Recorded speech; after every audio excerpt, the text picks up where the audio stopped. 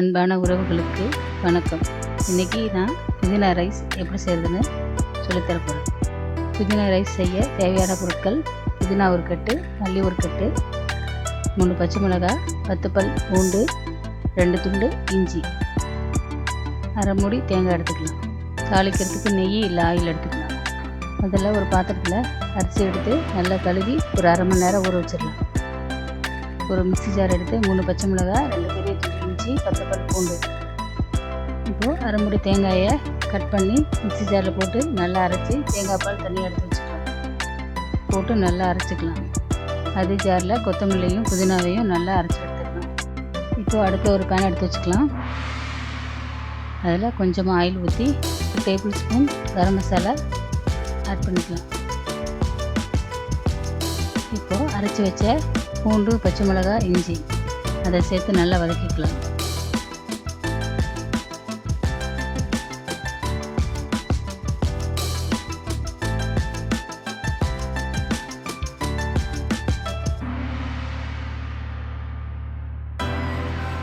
இப்போ அரைச்சி வச்ச புதினா விழுதையும் சேர்த்துக்கலாம்.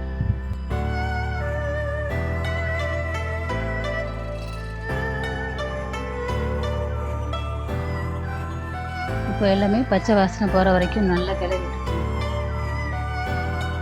ஒரு மூடி போட்டு அதை மூடி கொஞ்ச நேரம் நல்லா வதங்கட்டும். நல்லா வதங்கிறதுக்கப்புறம் கொஞ்சமாக கல்லுப்பு சேர்த்துக்கணும்.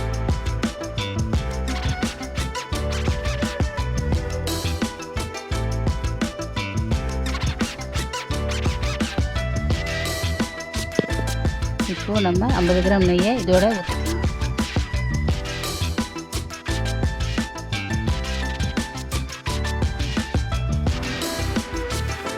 இப்போ நம்ம ஊற வச்ச அரிசியை அதோடு சேர்த்து கலந்து விட்டுருக்கோம். எல்லாத்தையும் மிக்ஸ் பண்ணிவிட்டு இப்போ தேங்காய் பால் அதில் நம்ம ஊற்றிக்கலாம்.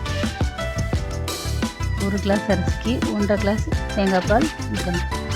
இப்போ எல்லாத்தையும் கலந்து விட்டுக்கலாம். ஒரு மூடி போட்டு இப்போ மூடி வச்சிடலாம். உங்களுக்கு வேணும்னா இதை நீங்கள் குக்கரில் மாற்றிக்கலாம்.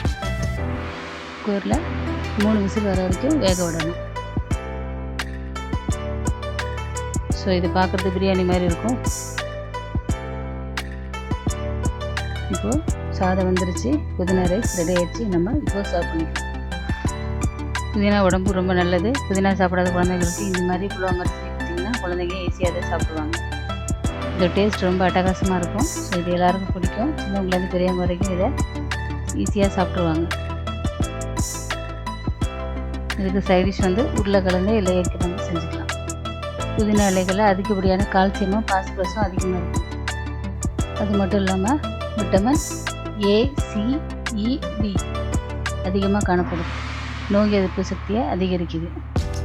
நம்ம நார்மலாக புதினா இலைகளை வாசத்துக்காக நான்வெஜ்ஜில் நம்ம சேர்ப்போம். ஆனால் புதினா இலை நிறைய சத்து கொடுத்ததுனால வாரத்துக்கு ஒரு முறையாவது நம்ம குழந்தைகளுக்கு இது மாதிரி செஞ்சு கொடுக்கலாம். தேங்க்ஸ் ஃபார் வாட்சிங் திஸ் வீடியோ.